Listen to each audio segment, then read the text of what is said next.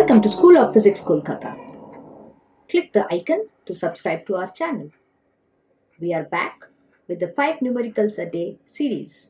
Today is the day 3.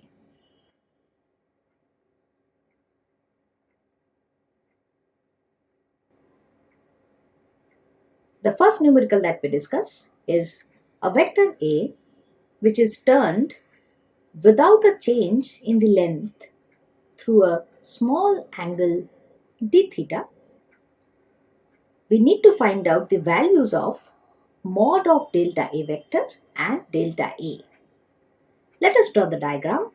So let this OA vector have magnitude A, and then it has turned by certain angle. So let us draw another vector OB having the same magnitude such that AB vector is the delta A vector, that is the change in the vector, and this is the angle d theta.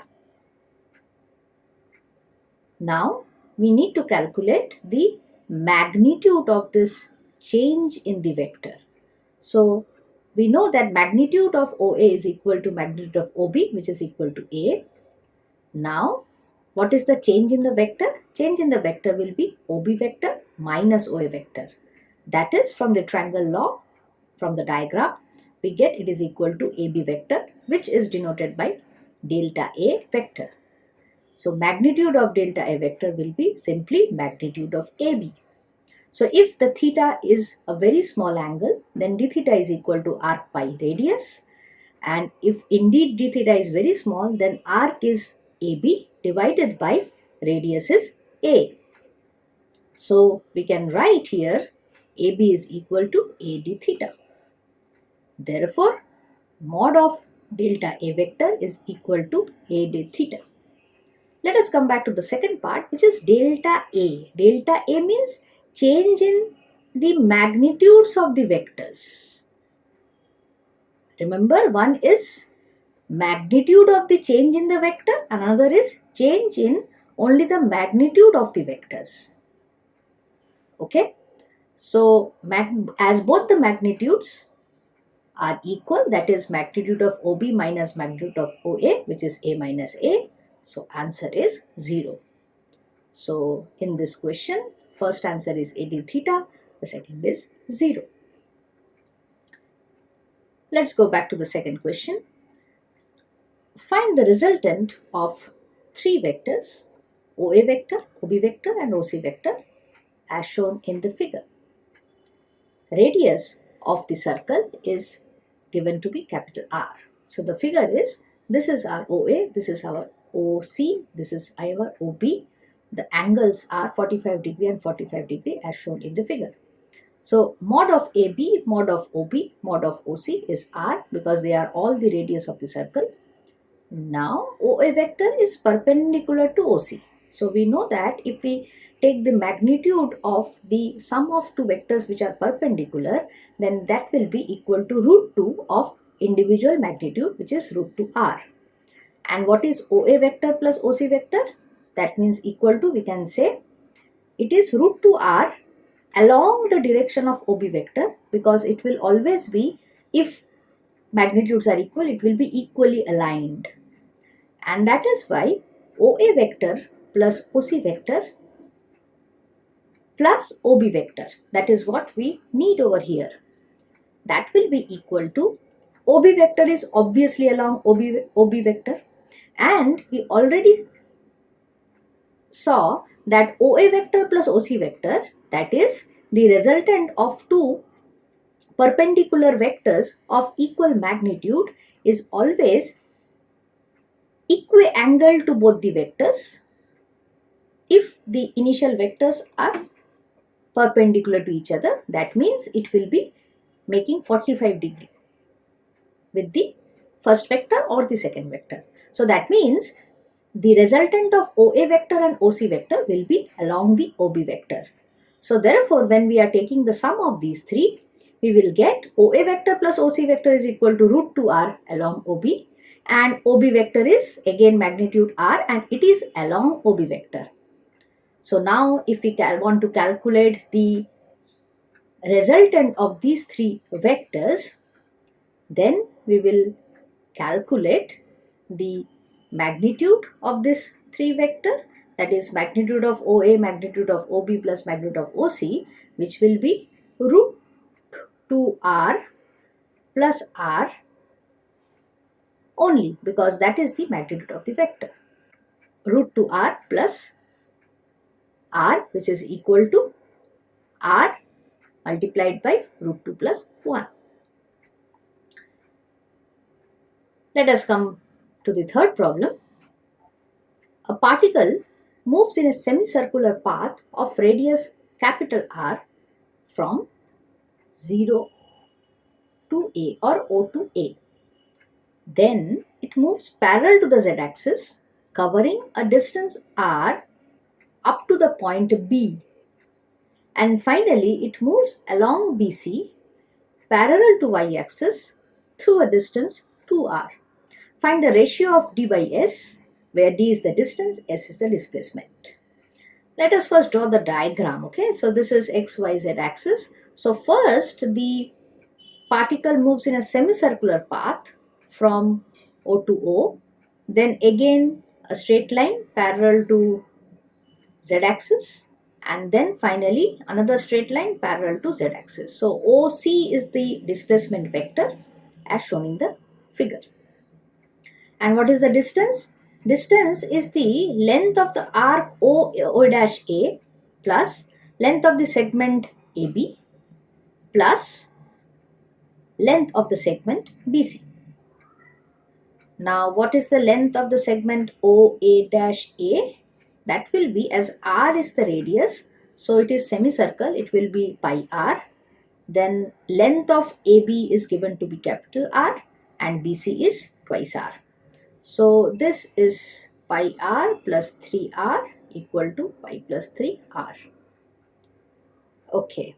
Now what is the displacement? As we know, displacement vector is the S vector, which is OC vector. So OC vector from the diagram can be written as OA vector plus AB vector plus BC vector. So from O to C one can reach by OA vector plus AB vector plus BC vector, right? What is OA vector? As it is the diameter of a circle of radius r, that will be 2r I cap. Then AB vector is along the positive z direction, so that means it will be r into k cap plus BC is segment is 2r and it is parallel to y, so that means it will be in the j cap direction, so it will be 2r j cap. Now if we want to simplify it, then 2i plus 2j plus k cap multiplied by r. So if I take the magnitude of it, I will get r root over of 2 square plus 1 square plus 2 square. That will be root over of 4 plus 1 plus 4 multiplied by r, that is r root 9, that is equal to 3r. Therefore, d by s is equal to pi by 3r divided by 3r, which gives us pi plus 3 by 3.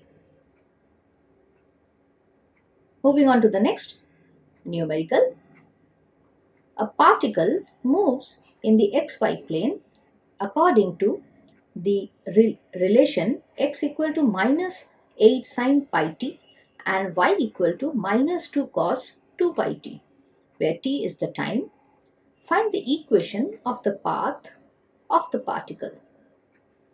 So when we have to find out an equation of the path, then it must be a function of y and x.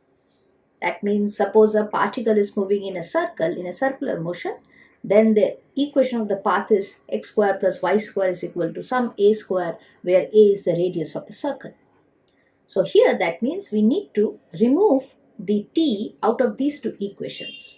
So first let us write minus 2 cos 2 pi t Now we know the identity. Using the identity we can write minus 2 into 1 minus 2 sine square pi t. And what is sine pi t? It is given x equal to minus 8 sine pi t. So minus x by 8 is equal to sine pi t. So obviously squaring it, we will get sine square pi t equal to x square 64. We substitute that value over here, and the rest of the things is just the simplification. So we get minus 2 y minus x square by 32, and then minus 2 plus x square by 16. So this is the equation of the path of the particle. It is a parabola, in fact. Finally, our last problem of the day 3. A unit vector along the incident ray of light is I vector. The unit vector for the corresponding refracted ray of light is given to be R unit vector. N cap or N unit vector is a unit vector normal to the boundary of the medium and directed towards the incident medium. So if mu is the refractive index of the medium, then the Snail's law of refraction, when expressed in terms of the unit vectors, and mu is given to be. So let us just draw the diagram. So this is the incident ray and it is falling onto the medium. This is the normal. So normal is towards the incident medium. So it is pointing upwards, and I cap is towards this side. So now let us extend the incident ray. So if there is no medium, it will go to that straight line, and that is the extended normal. And now it will bend, let us say, towards the normal, and this is the direction of the refracted rays unit vector. Now this is the angle theta 1, this is the angle theta 2. So if these are the angles, then according to the Snail's law, we know that sine theta 1 by sine theta 2 is equal to the refractive index of the medium 2 with respect to 1, which is actually the refractive index of the medium.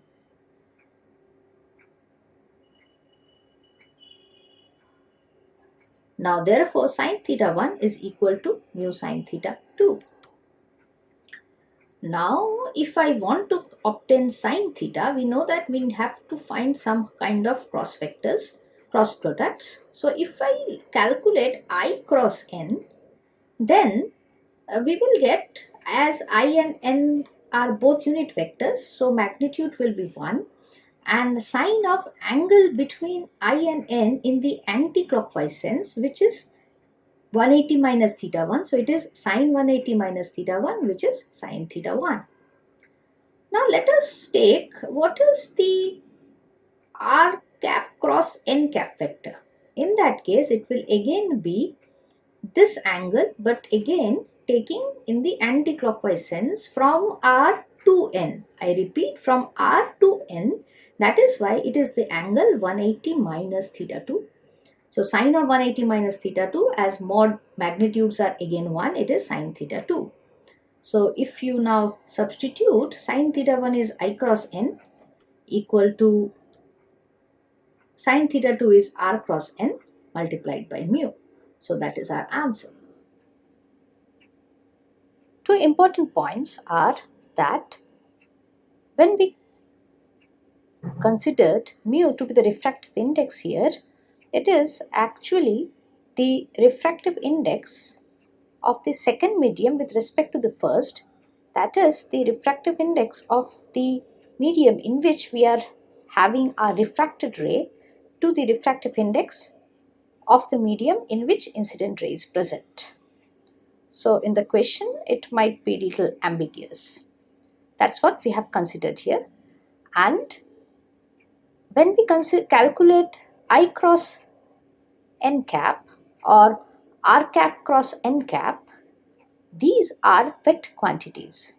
So practically sine theta 1 multiplied by a vector and sine theta 2 multiplied by a vector. And that vector is perpendicular to the plane which contains I cross n and perpendicular to the plane which contains r cross n. And the convention is, it follows the right hand screw rule. So if you see, if the plane of the board is the plane in which I and n cap vectors are present, then from I to n, if you move a right-handed screw, so that means you are unscrewing it, that means it will come out. So the direction of I cap cross n cap is coming outwards of this plane of the board.